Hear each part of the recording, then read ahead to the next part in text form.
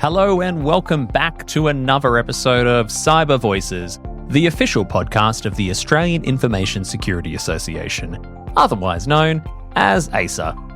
I'm your host, as always, David Willett, and it is my pleasure to have you with us as we explore the diverse voices of the Australian cyber industry.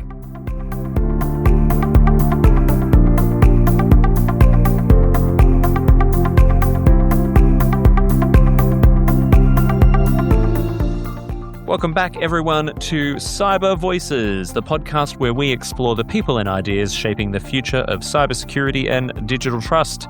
Today, we're joined by two leaders at the forefront of identity and authentication. Vincent Delitz is the managing director at Corbado, a passkeys-as-a-service company, which was something I had not heard of before writing this script. Vincent works closely with enterprises to deliver phishing-resistant MFA, reduce reliance on SMS one-time passwords, and create simpler, more secure login experiences. With Vincent today is Igor Gjorgjioski, who is the senior product lead at VicRoads, where he leads major digital transformation initiatives serving millions of Victorians here in the great state of Victoria, where I am located as well. Now, VicRoads. So as I was chatting to these two gentlemen today, I found out that VicRoads was recognized in the CIO 50 Awards for having Team of the Year in the customer value section after implementing one of the first large-scale passkey deployments in the global public sector, creating over 1 million passkeys in just a few months and significantly improving both the security and customer experience. Igor and Vincent, hello. Welcome to Cyber Voices. Hello. Thanks for having us. It's great to have you here. Igor, so being nominated in the CIO 50 Awards for sounds like leading one of the teams of the year. What was that like? It was really good. We had a great night, of course, and it was great to be recognized among the leaders in Australia. Very nice to be recognized by the industry. I think a lot of organizations have been flirting with passkeys. You know, you see a lot of the big organizations like Google and all that kind of stuff have gone all in on it. But I was unaware that VicRoads had done such a massive deployment and it's an incredible story. So why don't we go back to the start when you and your team got together? What problem were you trying to solve at the login moment, and what made it urgent for VicRoads to change? At VicRoads, as you know, we operate the registration and licensing services on behalf of the Victorian state government. And each year, VicRoads security processes millions of online transactions. And we also provide a personal support at our 45 customer service centers throughout Victoria. So for us, we had a high value authentication moment. Also have 2 million digital license holders, and our existing password and optional second factor authentication approach was really adding friction and exposed to residual risk. So if I take a customer perspective, we knew that our customers expected fast, convenient, and phone native logins. We had a look at the data and we found that 60% of our customers are coming from mobile devices.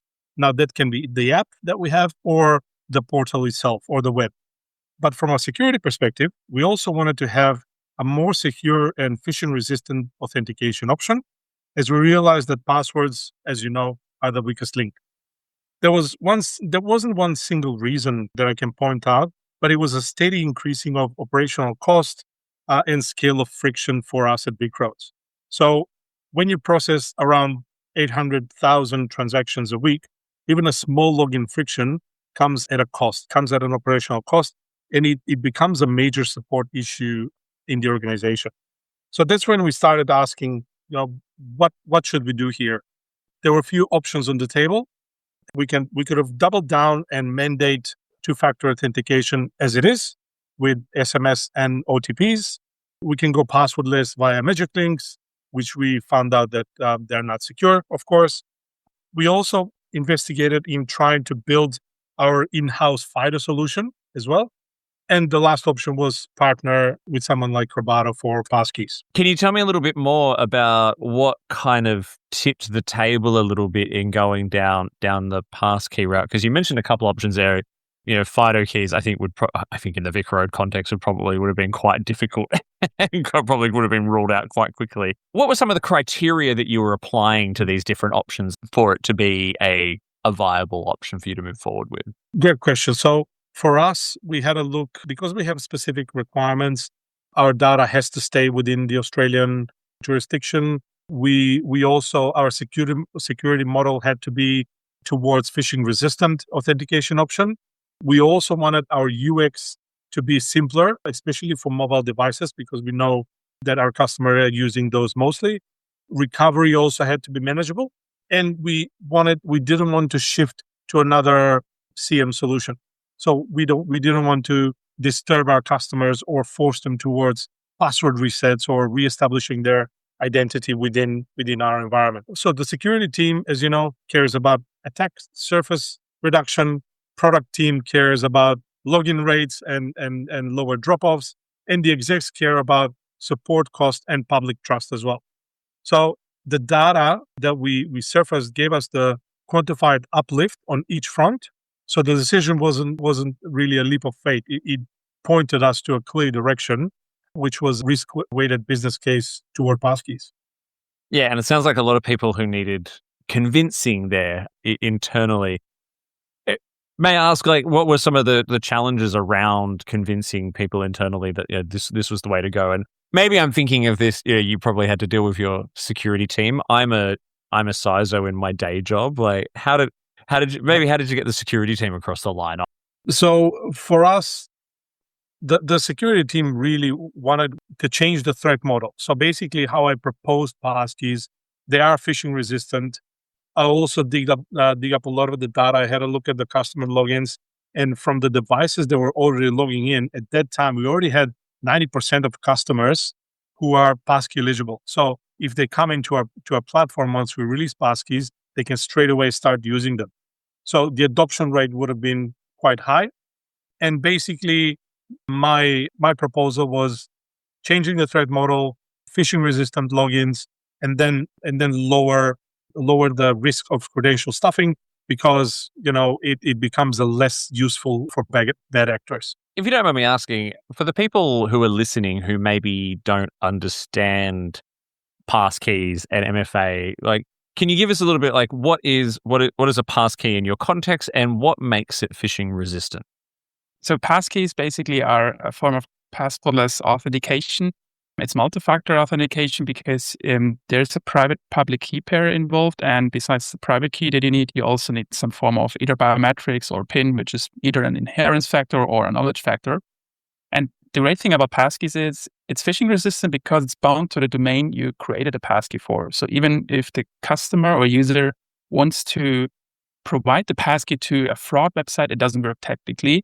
And on the other hand side, it's built into everyone's devices. So Apple, Google, and Microsoft are behind it, which makes it easy. And for the customer, it feels like using Face ID to log into websites. And people, they use Face ID 80 times a day to unlock their devices. So they are quite familiar with the user experience. Why did you choose to partner rather than build? And how did you split responsibilities between the two organizations? There were few different reasons on why we partnered. And the main reason was to accelerate delivery and being able to access the specialist passkey capabilities that Corbado has while keeping the product ownership in-house at VicRoads. So basically, we had a working model where VicRoads owned the product, governance, recovery flows, and the customer comms, and Corbado delivered the passkey intelligence and the orchestration around passkeys, the device browser compatibility handling, and also scaling of the underlying cryptographic flows. So moving forward, we established a clear governance cadence. We established the SLAs, the escalation path, and also co-owned to this day the runbooks for any incidents or future enhancements. And I can happily say that to this day, the relationship has been successful because we have clear roles, we have transparent metrics, and we also established the escalation and support paths. Yeah, and it seems that there is more of a trend. I think a lot of organizations have finally realized, trying to scale up and do this ourselves is not, and I'm not just talking about passkeys, I'm talking about a lot of digital transformation sort of activities. I think I've seen a lot of them fall over because of that need to try and do it all internally and do it all in-house.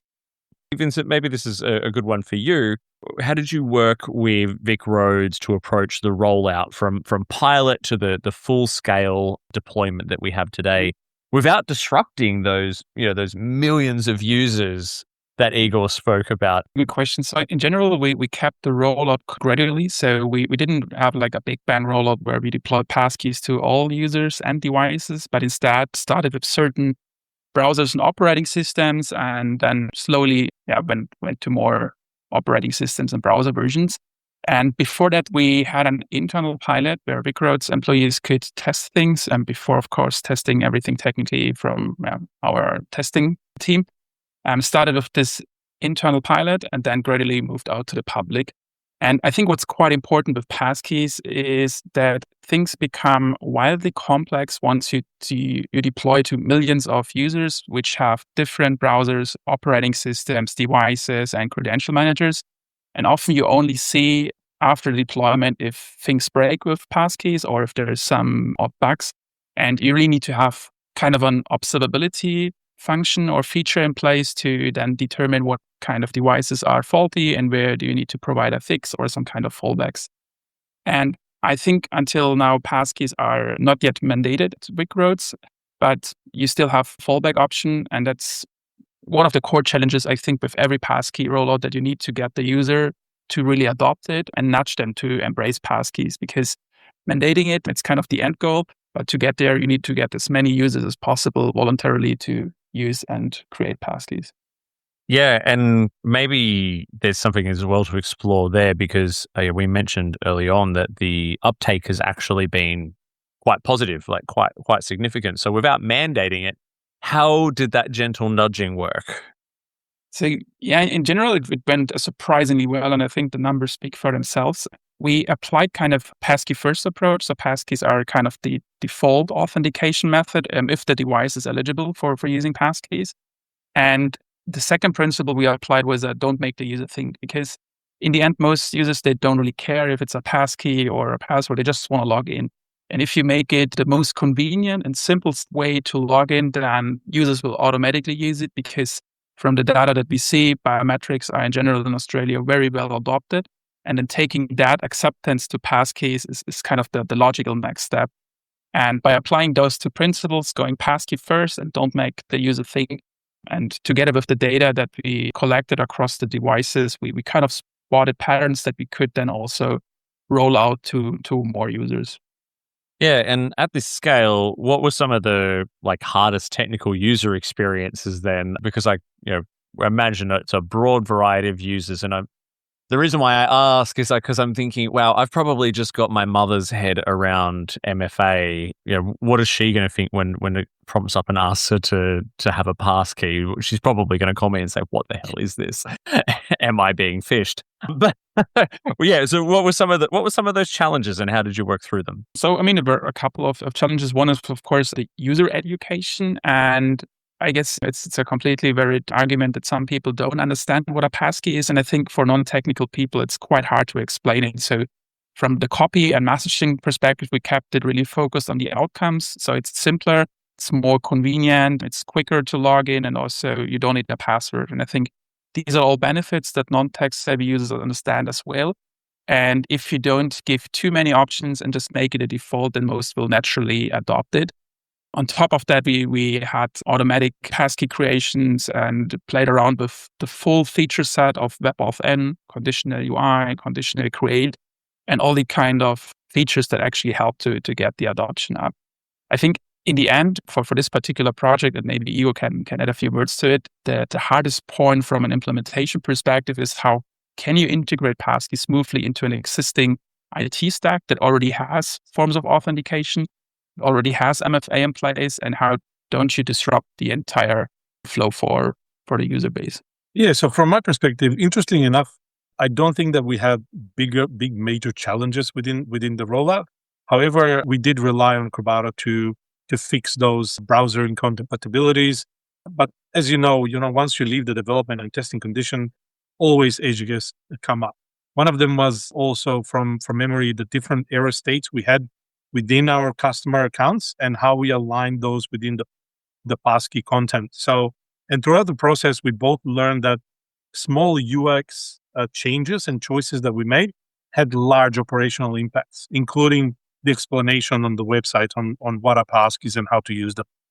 Yeah, because as we said, those adoption numbers are pretty good.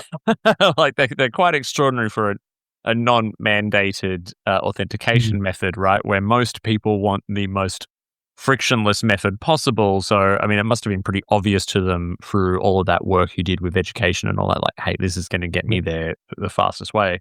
Path of least resistance, as most people will take. Yes. Have you had much direct feedback from customers on the uptake? Yeah, absolutely. We did even in the internal pilot. One of the participants was the CEO, so the pressure was on. And once people started using it, internal and external, we did have a lot of positive feedback where people said, "Oh, I don't have to remember password anymore. Well done on passkeys. It's faster. It's easier login." So yeah, we definitely had very, very positive feedback, and our data shows that too. I mean, I believe. Correct me if I'm wrong, Vincent, but we've achieved 6 times faster logins with passkeys. Wow, that's actually pretty incredible. And great that you can actually measure that too, because that's such that user experience that, like, how many clicks does it take to get to here and all that kind of stuff. Zeroing back in on the cybersecurity side of things now, from a risk perspective, what materially changed after passkeys? And also as well, like what risks are still present with passkeys? Because nothing is without risk these days. But yeah, what's changed? What remains? So we definitely know that Passkey significantly reduced our credential-based attack surface. Phishing became far less effective in our case, as there are no secrets to steal. But we also observed a material reduction in credential-based support calls to our staff. We had a look at and measured that we have 30% reduction in password resets through our system and drop in suspected account takeover attempts, which is really, really good. Translating that to the business KPIs as well, from an exec perspective, we have fewer support calls, we have less SMS spend because all of that is replaced with passkeys, and we have fewer incident investigations and, of course, improved customer trust. And to follow up, the things that keep me awake at night and the team is responsible for is we're working towards is seamless and secure account recovery, the move to complete passwordless login, as well as improving our customer identity lifecycle. As you know, we have the digital driver's license, and that is one of the things that we would like to use in the future in regards to account recovery as well as identity. Did you predict some of those efficiencies, like, less SMS spend, fewer support calls, the 30 or 50% reduction in credential-based calls into the contact center? Did you anticipate those, or which were the ones that surprised you the most in terms of the benefits you got? So we did for all of those, and the most surprising thing for I think for all of us, even maybe Corbado, Vincent, you can chime in, was the adoption rate. Once we saw the adoption and how people respond to the solution that we built, that threw us off the mark. And of course, once you have big adoption rates, you have more and more people with passkeys, all of those benefits that I mentioned, they come rolling in. Another thing that I was also personally quite surprised of is the number of support calls for passkeys. And I think, Igor, you might have a specific number, but I guess it's in the single digits, and it's been out for a year. So this is also something which actually clearly shows that people are happily adopting passkeys, and they, even if they might be not too tech savvy, can log in with a passkey seamlessly. Yeah, that's what I was going to say. Yeah, my earlier comment about my mother, who gets mentioned often on this show. So, the evidence is clearly there, right? Like, on the surface, it feels like this would be a really technical concept to explain to people, but in practice, it's actually very, very easy for people to pick up. And I imagine this was a fairly lengthy process and quite a significant investment on VicRoads' behalf. But Yeah, these kind of stats you're giving are fantastic, I think, for other businesses that may want to go down this path, which is a good segue into my next question is, what if there were another organization that came to you, Igor and Vincent, and said, hey, we're thinking of doing this, we want to start tomorrow. What are some of the first 2 or 3 things you'd tell them before they actually get down to work? So one of the first things actually, and it's something many other organizations who deploy passkeys discover once it's already too late, is to have a data-driven observability in place.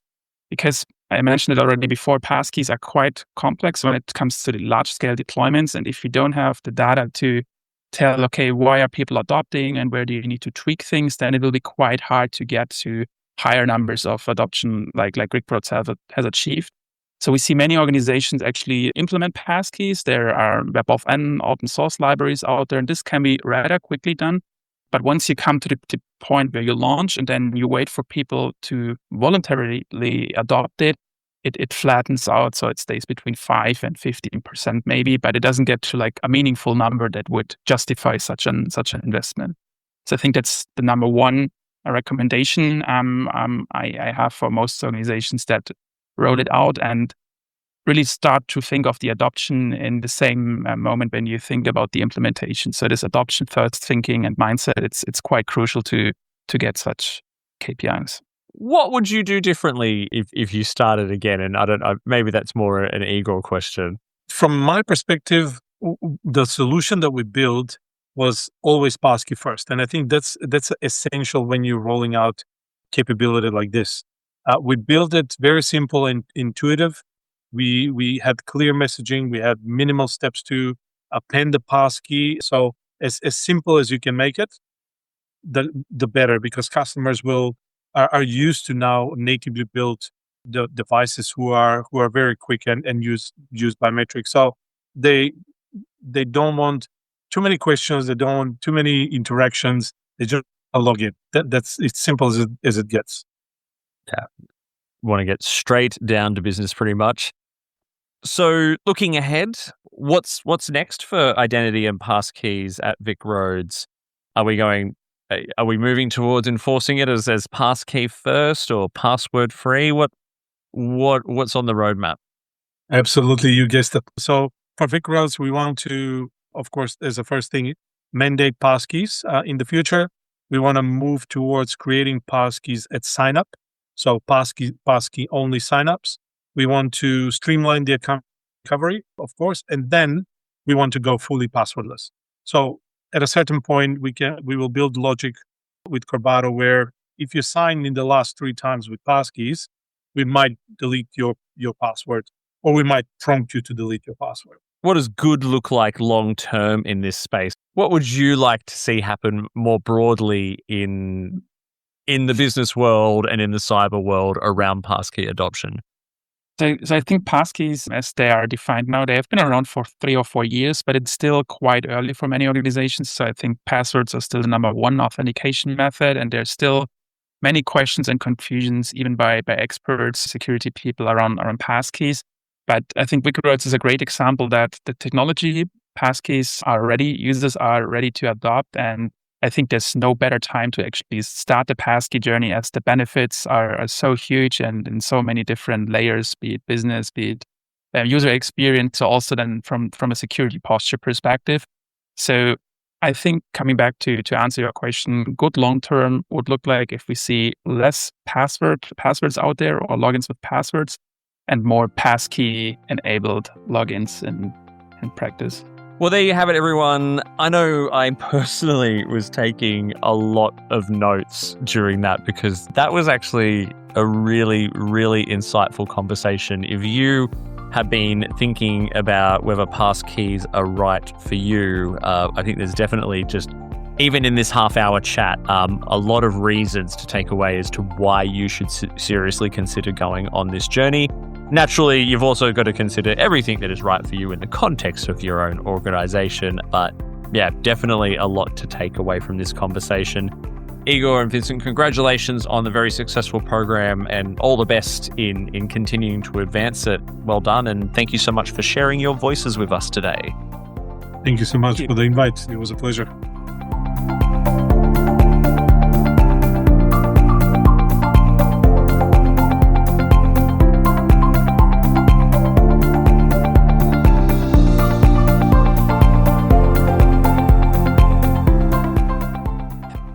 Thank you for listening to another episode of Cyber Voices. Our music is by Sonar Garut, our show artwork is by Studio Quarantine, and we record our show at This Is a Studio in Pran, Melbourne, part of Popplant Productions. Please make sure you follow the show on your podcast platform of choice and leave us a 5-star review. This will help others find the show. Also, please follow the association on LinkedIn and Instagram. If you want to add your voice to our ever-growing chorus of diverse cyber voices, have questions, feedback, or would like to be a sponsor, you can do so by emailing us at cybervoices@asa.org.au. That's cybervoices@aisa.org.au. Are you an ASA member? If not, you should consider joining our network of over 12,000 members across Australia. An ASA membership can open doors, build professional networks, create lifetime friendships, and offer exclusive training, events, and other perks. Become a member today by heading to our website at asa.org.au. That is all for today. I hope you will join us again next time on Cyber Voices.